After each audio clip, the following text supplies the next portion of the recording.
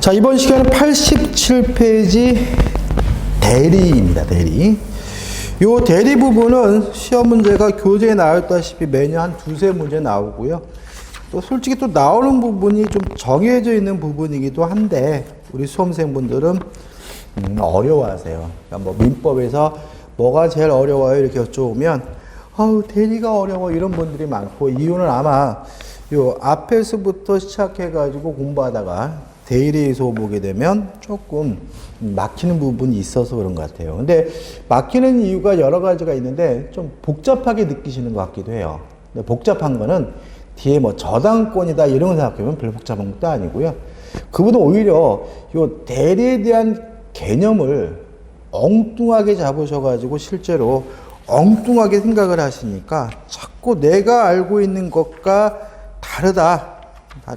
그래서 요거 좀 이상하다 느끼면서, 이상하다고 느끼니까 어떻게 해요? 이제 외우기 시작하니까 말장난만 나와도 그냥 막 틀리고 요런 일이 발생하기 때문에 좀 어려워하는 것 같거든요. 그래서 개념을 좀 잘 잡아보자고요. 자, 교재 87페이지 교재 한번 읽어볼게요. 자, 1. 대리의 의미입니다. 자, 대리란 대리인이 본인을 위한 의사를 표시하여 법률 행위를 하거나 의사 표시를 수령하여 그 법적 효과가 직접 본인에게 기속되는 제도를 말한다. 이렇게 나와있죠. 그럼 한번 생각을 해보죠. 갑이라는 사람이 A라는 토지를 가지고 있어요. 을에게 내 땅 좀 좋은 값에 팔아다오 라고 해가지고 대리권을 주면 갑을 우리가 본인이라고 하고요, 을을 대리인이라고 하거든요.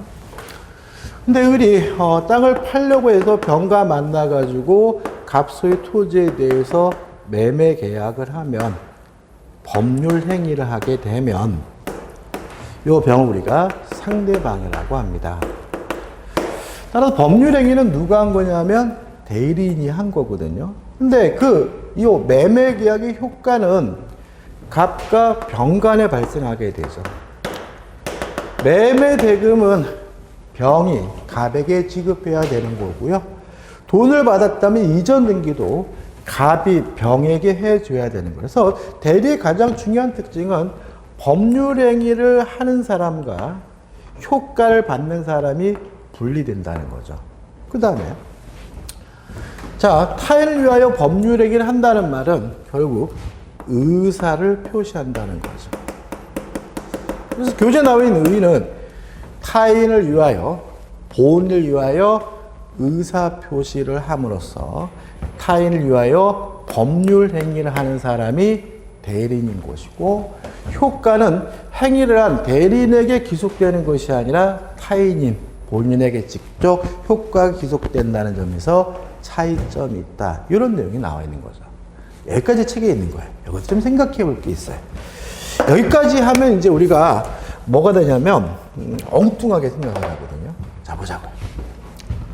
자, 의사를 표시하려면은 그 전제로서 뭘 해야 되냐면 의사를 결정해야 되겠죠. 따라서 대리인이란 타인을 위하여 의사를 결정하고 결정된 의사를 표시함으로써 타인을 위하여 법률 행위를 하는 사람을 말합니다. 여기서 키가 되는 것은 뭐냐면 의사결정이죠. 이게 중요해요.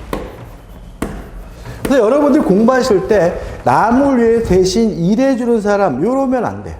요러면 안 되고 타인을 위하여 의사를 결정해주는 사람이 대리인이다. 이걸 꼭 가져가야 돼. 자, 대리는 뭐 하는 사람이라고요?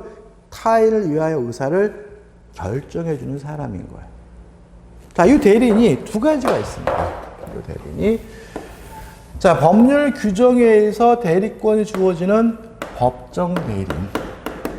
우리가 알고 있는 친권자나 후견인이죠. 아니면 임의적으로 네가 내 대신 제주도 가서 땅 좀 사라, 이런 대리권을 주는 행위, 권한을 주는 행위, 수권 행위를 통해서 대리권이 주어지면 이 사람 우리가 임의 대리인이라고 해요. 여기서 또 뭘 캐치할 수가 있냐면 우리가 주변에서 가장 흔하게 볼 수 있는 대리인이 누구란 얘기죠? 친권자란 얘기죠. 그래서 앞으로 여러분들이 공부하시면서 실제로 이건 말이 안 되는데 이런 생각이 드시면 그 대리인을 대신 땅을 팔아주는 사람 이렇게 접근하면 좀 애매한 부분이 생기는데 누구를 집어넣어서요? 친권자를 집어넣어서 이해해 보시면 쉬워요. 자, 이런 얘기입니다. 자, 고등학생인 딸이 학교 갔다 와가지고 엄마 나 아이스크림 먹어도 돼? 이렇게 물어보면 엄마가 뭐래요? 이년아 살쪄 먹지 마 그러잖아요. 다시 말하면 대리는 대신 아이스크림을 먹어주는 사람이 대리인이 아닙니다. 아이스크림을 먹을지 말지 뭐 하는 사람이에요? 의사를 결정하는 사람인 거죠. 엄마 나 게임해도 돼? 그러면 뭐라 그래요? 너 1시간만 게임해야 돼? 너 게임하고 숙제해야 돼? 다시 말하면 대리는 대신 게임해주는 사람이 대리인이 아닙니다. 대리인이란 게임을 할지 숙제를 할지 뭐 해주는 사람이에요? 의사를 결정해주는 사람이에요. 그래서 우리 앞으로 대리인이란 단순히 남을 위해서 일해주는 사람이 아니라 뭐 하는 사람이라고요?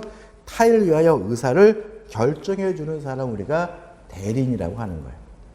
여기서 구별하는 개념이 있는데 조금만 설명드리면 자 이런 겁니다. 갑이 본인이고요. 을이 사자예요. 병이 상대방입니다. 자, 사자라는 말을 우리가 잘 쓰지는 않죠, 그죠? 우리가 보통 사극 같은 데 나오는 것 같아요. 뭐 옛날에 그 황산벌인 영화 같은 거 보면 장군 개백이가 사자를 보냈음을 딸 때 사자. 우리말로 하면 신부름꾼이죠. 그래서 사자라는 것은 뭐냐면 본인이 결정한 의사를 단순히 전달해 주거나 표시해 주는 사람을 우리가 사자라고 하는 거예요. 사극이니까 예를 들게요. 요 갑을 대감마님, 을을 머슴 말뚝이, 병을 안방마님이라고 할게요. 자, 대감마님이 말뚝아 안방마님 오셔오너라 라고 하면 을이 안방마님한테 가서 대감마님이 오시라는 대표 이러잖아요. 다시 말하면 오라는 의사를 결정한 것은 누구예요? 갑인 것이고 을은 단순히 전달해 주거나 표시해 주는 거예요. 자, 이걸 왜 설명드리냐면 반드시 을이 뭘 하고 있어야 돼요? 의사를 결정하고 있어야 되는 거예요. 만약에 갑이 결정한 의사를 단순히 을이 전달해 주거나 표시해 주는 사람은 사자인 것이지 뭐가 아닌 거예요? 대리인이 아닌 거예요. 대리인이란 단순히 타인을 위해서 일해주는 사람이 아닙니다. 대리인이란 타인을 위해서 뭐 하는 사람이에요? 의사를 결정해주는 사람입니다. 단순히 남을 위해서 일해주는 사람은 뭐인 거예요? 사자인 거예요. 좀 한번 생각해볼까요? 자, 우리가 타인의 사물을 처리해 주기로 하는 계약을 위임이라고 하고요. 타인의 사물을 대신 처리해 주는 사람을 우리가 수임인이라고 해요. 이 수임인은 대리인일 수도 있고 뭐일 수도 있어요? 사자일 수도 있는 거예요. 차이점 뭐예요? 스스로 의사를 결정해서 사물을 처리해 주는 사람이라면 이 사람은 수임인은 대리인인 것이고 본인이 결정한 의사를 단순히 전달해 주거나 표시해 주는 사람은 뭐인 거예요? 사자인 거예요. 자, 이런 얘기입니다. 네가 내 대신 제주도 가서 땅 좀 사라 라고 했어요. 그러면 일반적으로 그 사람은 대리인입니다. 왜냐하면 제주도에 가서 어떤 땅을 사고 얼마에 구입할지 스스로 뭐 하게 돼요? 의사를 결정하는 거니까. 네가 내 대신 제주시에 있는 몇 동 몇 번지의 땅을 1억 5천에 매매 계약하라 라고 하면 그 사람은 일반적으로 뭐예요? 사자인 거예요. 왜요? 어떤 땅을 사고 어느 금액에 살지 누가요? 본인이 다 결정했고 이 사람은 아무런 의사에 결정하지 않으니까요. 다시 말하면 대리에서 우리가 첫 번째 주의하실 점은 단순히 남의 일을 대신해 주는 사람은 대리인이 아니라 뭐예요? 사자인 것이고, 스스로 의사를 결정해야지만 뭐 하는 사람, 뭐인 거예요? 대리인이기 때문에 대리인이란 단순히 남을 위해서 일해주는 사람이 아니라 뭐임 잊지 마셔야 돼요? 의사를 결정하는 사람임을 꼭 가져가야 돼요. 그래야 대리의 내용이, 책의 내용이 이상하지 않습니다.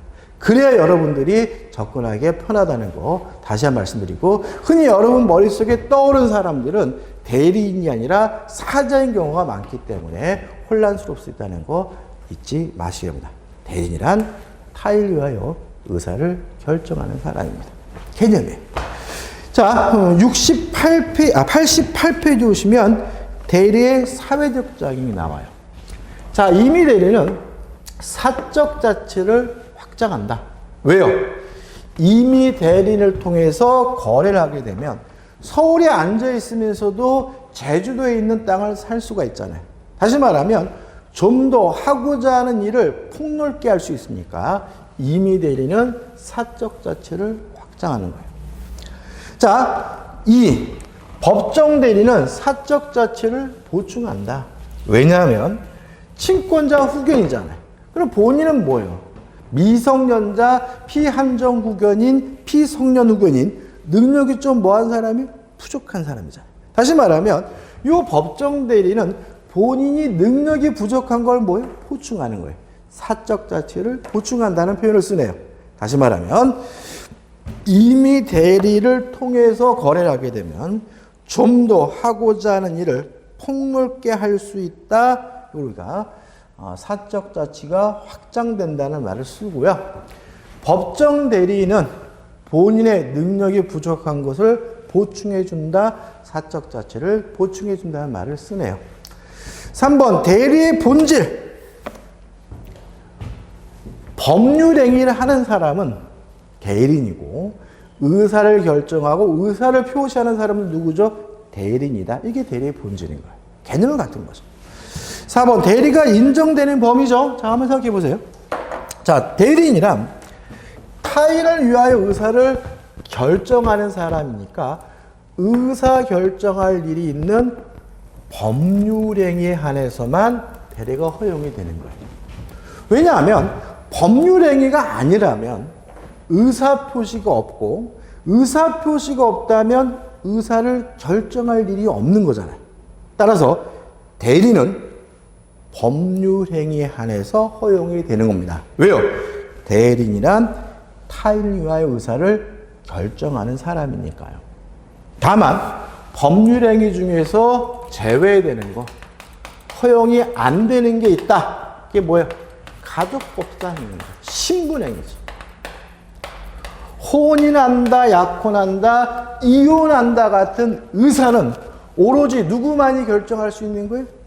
자신만이 결정할 수 있는 거예요. 남이 대신 혼인할지 이혼할지 약혼할지에 대해서 뭐 할 수 없습니까? 결정해 줄 수가 없는 것이니까 가족법상 행위, 신분행위에 대해서는 대리가 허용되지 않는 거예요. 왜요?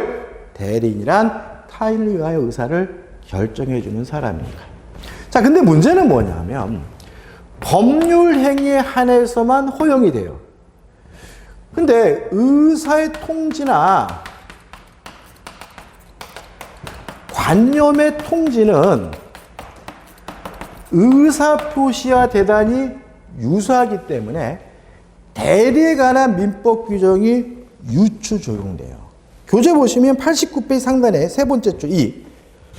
법률행위는 아니지만 준법률행위는 법률행위에 준하므로 그중 의사의 통지와 관념의 통지에 관하여는 대리에 관한 규정을 유추 적용한다는 거니까. 그러니까 유추 적용이라는 말은 허용된다는 말은 아니에요. 그러니까 의사표시와 유사하니까 대리에 관한 민법 규정이 그냥 끌어다가 적용된다는 거예요.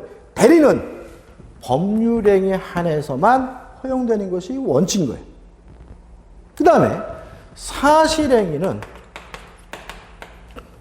대리가 허용되지 않겠죠. 그죠? 또 불법행위도 뭐가요? 대리가 허용되지 않겠죠. 왜요? 대리란 타인을 위하여 의사를 결정하는 사람이니까 의사를 결정할 일이 있는 뭐에 한해서요? 법률 행위 안에서 대리가 허용이 되는 거니까. 그 다음 89페이지 중간에 그림이 있죠? 대리 있어 3명관계. 자, 이제부터 등장인물이 이제 뭐예요? 3명이죠. 3명이기 때문에 그림을 그리게 되면 뭐예요? 삼각형 모양이다. 그래가지고 3면관계라는 말을 쓰는데 큰 의미는 없고. 그 다음 대리의 종류.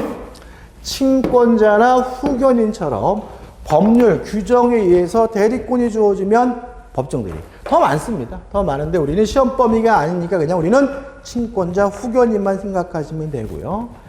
임의적으로 대리권을 주는 행위, 수권 행위를 통해서 대리권이 주어지면 그 사람 우리가 뭐죠? 임의대리입니다. 그죠? 그 다음에 능동대리, 수동대리입니다. 자, 이런 얘기예요. 의사표시를 대리인이 하는 대리를 우리가 뭐죠? 능동대리라고 해요. 상대방이 하는 의사표시를 받는 것을 우리가 뭐죠? 수동대리라고 해요. 여기서 좀 생각해 볼 게 있어요. 자, 계속해서 이것도 중요한 논리입니다, 여러분들. 대리인이란 타인을 위하여 의사를 결정하는 사람이고, 의사를 결정 안 하면 대리인이 아니라 사자다라고 강조했잖아요. 근데 수동대리의 경우에는 상대방이 의사표시라는 것을 받는 수동대리의 경우에는 대리인이 뭘 안 해요? 의사결정을 안 해요. 의사결정은 대리인이 하는 게 아니라 상대방이 하는 거잖아요.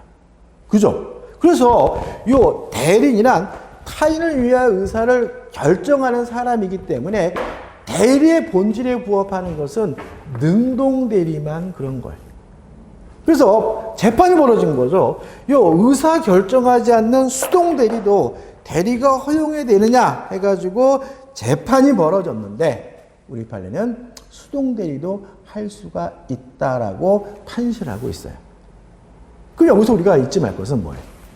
능동대리와 수동대리를 병렬적으로 기억하시면 안 돼. 우리 민법 규정은 다 뭐예요? 능동대리를 가지고 만든 규정들이에요. 그러니까 수동대리는 대리의 개념에, 대리의 본질에 부합하지 않는 거예요. 그래서 우리는 주된 곳이 뭐예요? 능동대리고 부수적으로 의사표시를 수령할 수 있다, 받을 수 있다 정도를 가져가셔야 돼. 자, 정리해 볼게요. 대리인이란 타인을 위하여 뭐 하는 사람이죠? 의사를 결정하는 사람이다. 따라서 대리인은 의사표시라는 능동대리를 하는 거죠. 다만 부수적으로 상대방의 의사표시를 뭐 할 수도 있어요? 수령할 수도 있다. 주된 것이 뭐예요? 능동대리고 수동대리는 부수적이고 부록, 첨부된 거라고 생각하셔서 접근하셔야 혼란스럽지 않다라는 거 잊지 마시기 바랍니다. 자, 제2절 해가지고 대리권이 나오죠? 대리권 의의 한번 읽어볼까요? 대리권이란 타인이 본인을 대신하여 법률 행위를 할 수 있는 법률상의 자격이나 지위를 말한다. 이는 권리가 아니라 권한에 해당한다. 해가지고 포인트 해가지고 권리, 권한, 권능이 나와 있죠. 자, 대리권은 권리가 아니라 권한이래요. 그러면 먼저 권리가 뭔지를 한번 생각해 봐야죠. 교재에 뭐라고 나와 있냐면 일정한 이익을 향유, 누리기 위해서 법이 인정한 힘을 우리가 권리라고 합니다. 교재 이렇게 나와 있죠. 권리. 일정한 이익을 향수하기 위하여, 누리기 위하여 법이 인정하는 힘을 말한다. 이렇게 나와 있죠. 이걸 우리가 권리 법력설이라고 우리 통설의 태도인데, 문제는 요 이익이 누구의 이익이냐 문제인 거예요. 이게.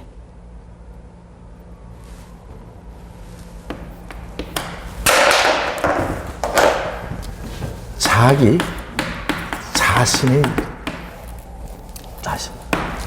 자, 권리라는 것은 자기 자신의 일정한 이익을 누리기 위해서 법이 인정하는 힘이에요. 파워예요. 이익은 누구 이익이라고요? 자기 자신. 그러면 자기 자신이 아닌 남을 위한 것은 뭐가 되는 거예요? 그게 권한인 거예요. 쉽게 말하면 날 위한 것은 뭐예요? 권리.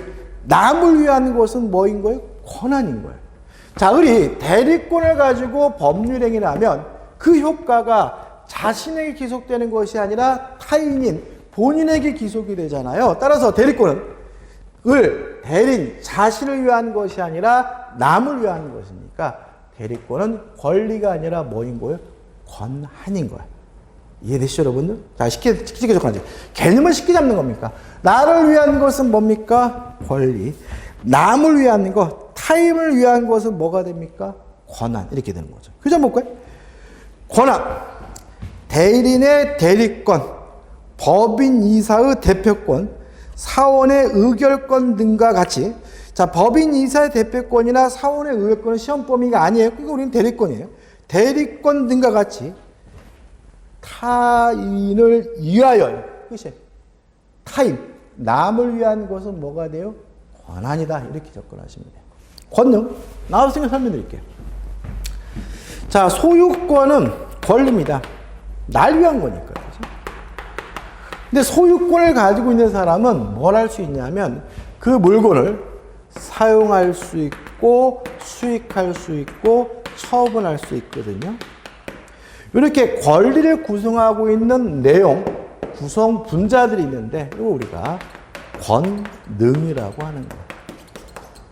권능이 뭐라고요? 권리를 구성하고 있는 내용. 그죠? 그래서 우리 앞으로 사용 권리 처음 쓰는 거예요, 여러분들. 이제 법을 배웠으니까 사용 권능, 그죠? 수익 권리, 그럼 처음 쓰는 거예요, 그죠? 이제 법을 배웠으니 우리는 수익 권능이 있다. 다시 말하면 권리를 구성하고 있는 개별적인 내용, 권리의 구성 문자 우리가 권능이라고 하고, 날 위한 것은 권리, 남을 위한 것은 뭐예요? 권한이다. 따라서 대리권은 권리가 아니라 뭐예요? 권한인 거죠.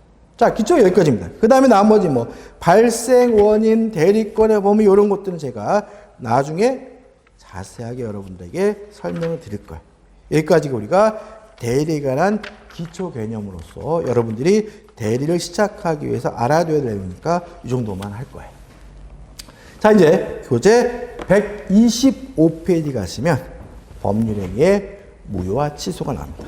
자, 지금까지 공부하면서 무효다, 취소다 열심히 말씀드렸는데 이게 뭐야 도대체 막 이랬다 저랬다 하는 것 같아, 그죠? 그래서 무효와 취소의 개념을 확실하게 잡고 가자고요. 그래서 교재 보시면 125페이지 무효와 취소의 구별 나오고 126페이지 무효와 취소의 경합, 그 다음에 127페이지 무효의 의의가 나오고 종류가 나오는데, 종류가 나오고 유동적, 무효, 무효행위, 제세 이런 게 나오는데 오늘은 뭐죠? 기초 강의니까 개념해서 필요한 건 볼 거예요. 그래서 127페이지입니다. 무효입니다. 자, 이제 아시죠? 무효라는 말은 법률행위로서 성립은 했지만 아무런 효과가 없는 게 뭐예요? 무효다. 따라서 무효는 아무런 효과가 없는 것이니까 이행하기 전이면 이행할 필요가 없는 거다. 또 이행할 필요가 없다라는 말은 이행하지 않더라도 이행하지 못하게 되더라도 책임질 필요가 없다는 내용입니다. 여기서 중요한 내용이 나오죠. 이것도 참 보면 모든 것을 이해하기엔 기본 도구인데 모든 책임은 유효함을 전제로 해요. 왜요? 무효면 아무런 효과가 없는 거고 아무런 효과가 없다는 말은 뭐 할 필요 없어요? 책임질 필요 없다는 얘기잖아요. 그죠, 여러분들? 그죠? 무효라는 말은 이행 전이면 이행할 필요가 없고 이행하지 않더라도 아무런 효과가 없는 거죠. 책임질 필요 없어서 모든 책임은 무엇을요? 유효함을 전제로 하는 거예요. 잠깐만 해볼까요? 자, 오늘 한 거. 갑이 을과 만나가지고 하지도 않은 매매를 한 것처럼 을과 짜고 가장매매 계약을 했어요. 그럼 이 가장매매는 둘이 짜고 가짜란 것이니까 통정어휘 표시로서 무효예요. 내용은 뭐예요? 1억에 A 토지를 매매하기로 했어요.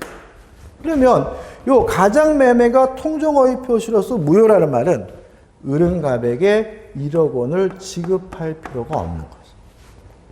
1억 원을 지급하지 않더라도 갑이 을에게 뭘 물을 수 없어요? 책임을 물을 수가 없다. 이게 가장 기본적인 건데 또 시험에도 은근이네요. 또 갑도 을에게 이전 등기해 줄 필요가 없는 거죠. 왜요?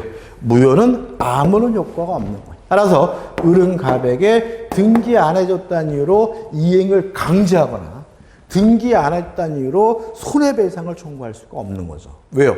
모든 책임은 유효함을 전제로 하는 거니까. 꼭 기억해 주시죠.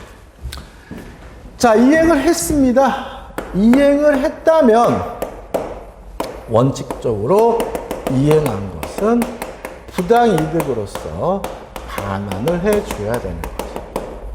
자, 반환이죠. 부당이득으로서 반환을 해줘야 돼요. 자, 여러분 기억나시나요? 부당이득이 뭐라고요? 원인 없는 이득이죠.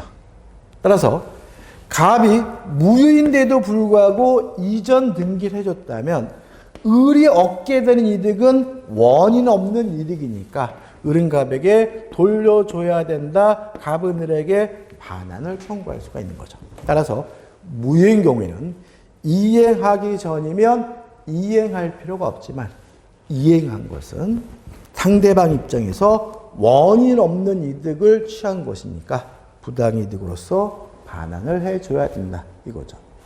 다만 그 무효의 원인이 반사회적인 경우에는 이행한 것은 불법 원인급여이기 때문에 뭐 받지 못하죠? 반환받지 못한다. 반환할 필요가 없다라는 게 이 무효의 가장 기본적인 효과입니다.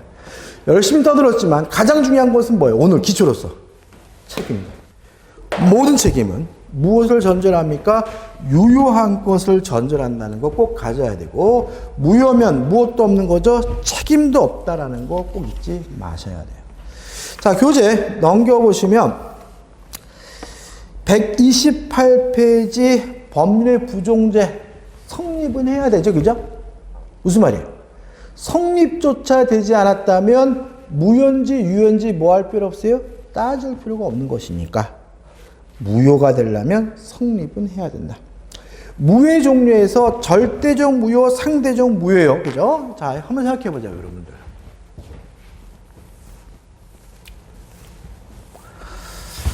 자, 절대가 모든 사람이고 상대가 특정된 사람이잖아요. 그죠? 그러면 절대적 무효라는 말은 모든 사람에게 예의 없이 무효라는 말이에요. 상대적 무효라는 말은 특정된 사람에게만 무효라는 얘기예요. 역으로 말하면 특정된 사람에게 무효가 아니라는 얘기거든요. 좀 더 쉽게 말하면 절대적 무효라는 말은 모든 사람에게 예의 없이 무효라는 얘기니까 제3자가 선이라 하더라도 무효다. 선의 제3자에게도 무효다. 선의 제3자를 보호하지 않는 무효가 절대적 무효인 거예요. 또 상대적 무효는 특정된 사람에게는 무효가 아니라는 말은 모르는 제3자, 선의 제3자에게는 무효가 아닌 경우를 우리가 상대적 무효라고 하니까 상대적 무효는 선의 제3자를 보호하는 무효예요.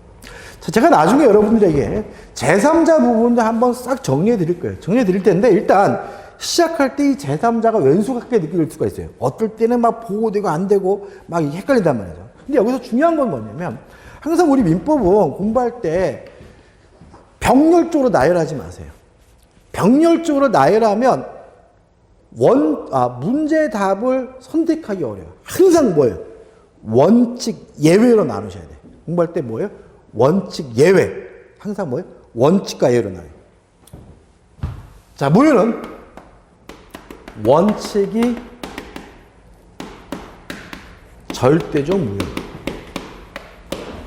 따라 무효는 원칙적으로 모든 사람이 예 없이 무효인 것이니까 원칙이 절대적 무효니까 제3자는 선이라 하더라도 선의의 제3자가 보호되지 않는 게 원칙인 거예요. 자, 취소는 아직 안 하고 있어요. 무효만 합니다. 다만 예외적으로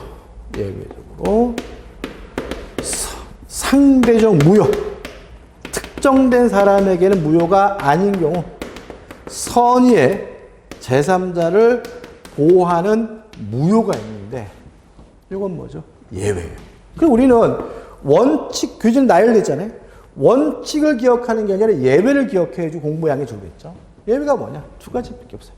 첫째, 진이 아닌 의사표시, 비진이 표시가 무효인 경우. 기억나시죠?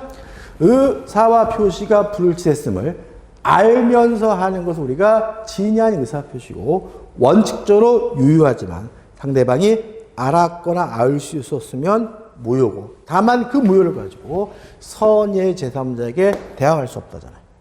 두 번째, 오늘 했습니다. 통정허위 표시. 통정허위 표시. 둘밖에 없는. 취소는 지금 안 한단 말이죠. 그래서 무효의 경우에는 진이 아닌 의사표시로서 무효인 경우와 통정허위 표시만 선의의 제3자를 보호하는 상대적 무효고요. 나머지는 다 뭐예요? 절대적 무효. 뭐 나열할 필요 없어. 뭐 반사회적이다, 불공정하다, 뭐 원시적 불능이다, 뭐 강행복 이렇게 나열하지 마시고 두 가지를 제한 나머지 모든 무효는 절대적 무효이기 때문에 제3자가 선이라 하더라도 뭐 하지 못해요? 보호하지 못한다. 항상 민법 정리할 때는 원칙과 예외로 나눠서 정리하셔야 객관식 문제 답을 풀 수 있다는 거 주의하시기 바랍니다. 여기서 우리가 한 가지를 좀 더 하고 하자고요. 제3자를 공부할 때 우리가 혼란스러운 게 요 차단요, 엄폐요라는 거를 알아야 그냥 차단요라는 말을 알아야 엄폐요라는 말 알아야 이해할 수 있는 게 있어요. 한번 여러분 생각해 보세요, 여러분들. 오늘 공부한 것. 갑이 소유하고 있는 A 토지를 줄 맘도 없으면서 주겠다라고 증여하겠다고 했어요. 알면서. 따라서 이 증여는 진이 아닌 의사표시입니다. 그리고 갑이 을에게 이전 등기를 해줬습니다. 그러면 이 증여는 원칙적으로 유효하기 때문에 을은 원칙적으로 소유권을 가져요. 다만 을이 갑이 거짓말한다는 사실을 진이 아닌 의사표시 사실 을이 알았거나 또는 알 수가 있었다면 증여 계약도 무효고 등기도 무효이기 때문에 을은 뭐가 없는 거죠? 소유권이 없는 거죠.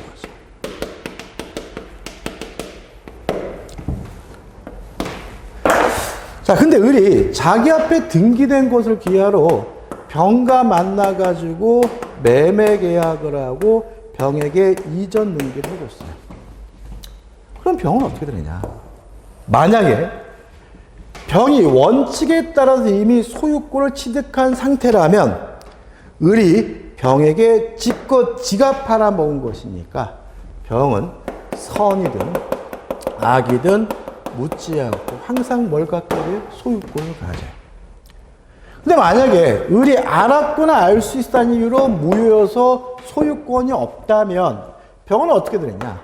진이 아닌 의사표 무효인 경우에는 선의 제3자에 대항할 수 없으니까 병이 선이라면 소유권을 갖지만 악이면 소유권을 갖지 못하는 거예요. 여기서 우리가 생각해 볼 게 있어요.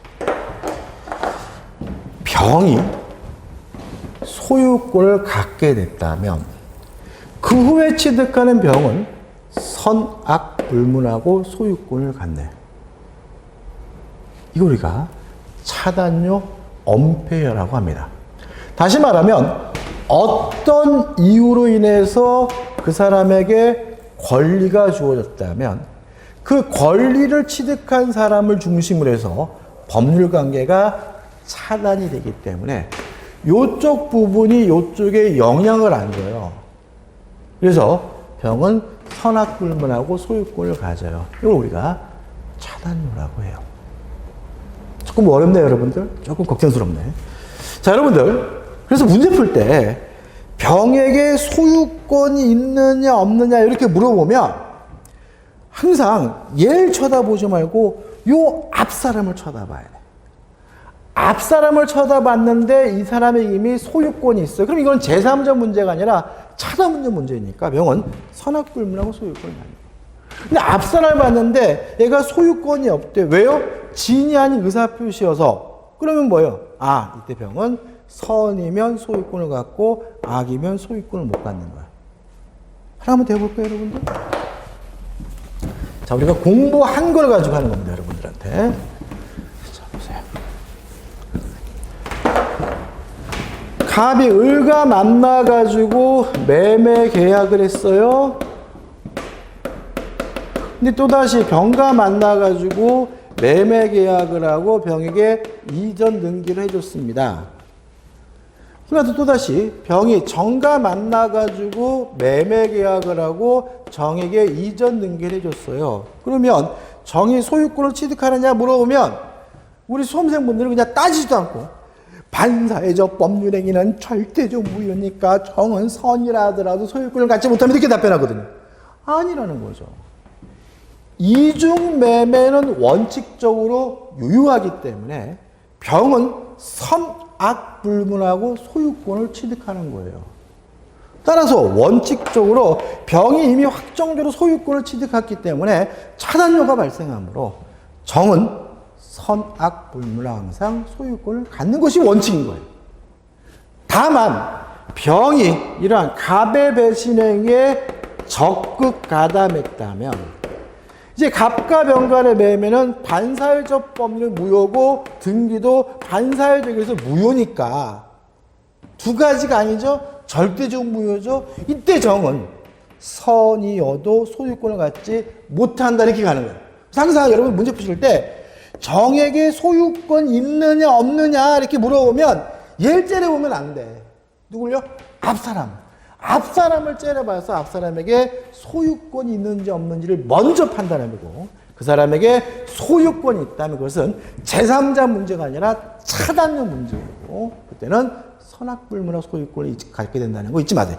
이걸 좀 따져보셔야 돼요. 한번 여러분. 근데 이걸 따져보셔서 아 이게 이런 거구나 하고 딱 이렇게 느낌을 잡으면 혼란스럽지 않은데 이걸 안 하고 그냥 대때 외워버리니까 답이 뭐예요? 맨날 이랬다 저랬다 헷갈린다 이런 일이 벌어지는 거죠. 하나만 더 해볼까요, 여러분들? 하나만 더. 재밌죠, 여러분들? 저도 재밌는데? 자, 갑이 을에게 증여하고 싶은데 증여하고 싶다고 증여하면 증여세가 많이 나올 테니까 갑과 을이 짜고 하지도 않은 매매를 가장해서 갑이 을에게 등기를 해줬고요. 을이 또다시 병과 만나서 매매 계약을 하고 병에게 이전 등기를 해줬어요. 병이 소유권을 갖느냐 물어보면 누구부터 봐요? 앞사람부터. 봤더니 요 갑과 을 간의 가장 매매는 통정어의 표시로서 무효지만 증여, 은닉행위로서 유효하고 갑이 을에게 소유권을 넘겨준다는 점에서 의사표시가 합치되어 있기 때문에 등기도 뭐죠? 유효하다. 그래서 을은 적법하게 뭘 취득했어요? 소유권을 취득한 거죠. 그러면 이건 제3자 문제가 아니라 차단이죠. 을을 중심으로 해서 법률관계가 차단이 되니까 병은 어떻게 됩니까? 선악 불문하고 소유권을 갖게 된다. 이게 결론인 거죠. 누구부터 보라고요? 앞사람부터 보는 습관을 들이셔야 되고 앞사람을 봤더니 소유권이 있다면 그거 뭐예요? 차단료 문제가 되는 거고 앞사람을 갔는데 무효이기 때문에 소유권이 없다면 그때는 제3자 문제가 되는데 원칙적으로 절대적 무효이기 때문에 제3자는 선이라 하더라도 보호받지 못하고요. 다만 진이 아닌 의사표시와 통정어의 표시 예외적으로 선의 제3자를 보호하는 상대적 무효라는 거 꼭 가정하시기 바랍니다. 확정적 무효, 불확정적 무효에서 유동적 무효죠. 그러니까 한 번 무효면 영원히 무효인 것이 원칙입니다. 다만 지금은 무효지만 유효로 뒤바뀔 가능성이 있는 무효를 불확정적 무효 또는 유동적 무효라고 하고요. 유동적 무효는 우측에 나오죠. 기본 강의할 때 자세히 볼 거예요. 일부 무효, 전부 무효. 말 그대로인데 문제는 우리 민법이 이것도 기초로서 좀 말씀을 드려야 될 것 같은데 132페이지입니다. 132페이지 오시면 일부 무효의 법리해 가지고 의의가 나와요. 137조 법 좀 읽어볼게요. 자, 132페이지에 137조입니다. 읽어보면 법률행위의 일부 무효인이 무효인 때에는 그 전부를 무효로 한다. 그러나 그 무효 부분이 없더라도 법률행위를 하였을 것이라고 인정될 때에는 나머지 부분은 무효가 되지 않는다. 아니한다. 일부가 무효가 되는 거죠. 다시 말하면 일부가 무효면 전부가 무효인 것이 원칙이에요. 이게 원칙인 거죠. 다만 그 무효인 부분이 없어도 법률행위를 하였을 것이라는 가상적 의사가 인정되는 경우에는 그때는 예외적으로 일부만 무효가 되는 경우도 있는 거예요. 자, 이런 얘기입니다. 쉬워요, 여러분. 자, 땅을 두 필지 샀습니다. A 토지와 B 토지 두 필지를 샀는데 A 토지에 대한 매매는 무효고 B 토지에 대한 매매는 유효라는 사실이 밝혀졌어요. 그러면 137조 전단에 따라서 일부가 무효면 전부가 무효인 것이 원칙이니까 A, B 토지 전체 매매 계약이 무효인 것이 원칙이에요. 다만 A 부분이 없으면 B 토지만이라도 샀을 것이라는 가상적 의사가 인정되는 경우에는 A 토지만 무효고 B 토지는 뭐 할 수 있어요? 유효할 수 있는 거예요. 이해되시죠? 더 쉬운 예를 들어요, 여러분들. 자, 옷가게 가가지고 윗돌이하고 아랫돌이 둘 다 샀어요. 윗돌을 A라고 하고 아랫돌 필요하게. 근데 아랫돌에 대한 매매 계약은 유효인데 상위에 대한 매매 계약 무효라는 사실이 밝혀졌어요. 그러면 일부가 무효면 전부가 무효인 것이 원칙이니까 윗돌이만 무효인 것이 아니라 바지 매매까지 싹 무효가 되는 것이 원칙이에요. 다만 윗돌이가 없다면 바지만이라도 샀을 것이라는 가상적 의사가 인정되면 윗돌이만 무효고 바지 매매는 뭐 할 수 있어요? 유효할 수가 있는 거예요. 이해되시죠? 요것만 갖자고요. 기초로서 좀 기억해 두시고 나중에 다른 부분을 쓸 거예요. 자세한 것은 우리가 뭐죠? 자, 기본 강의 때 봐야죠. 그래서 우리가 추인 이런 거 일단 안 할 겁니다. 자, 137페이지 오시면 뭐가 나오냐면 법률행위의 취소가 나오는데 이 법률행위의 취소 부분은 쉬었다가 다음 시간에 이어서 보도록 하겠습니다.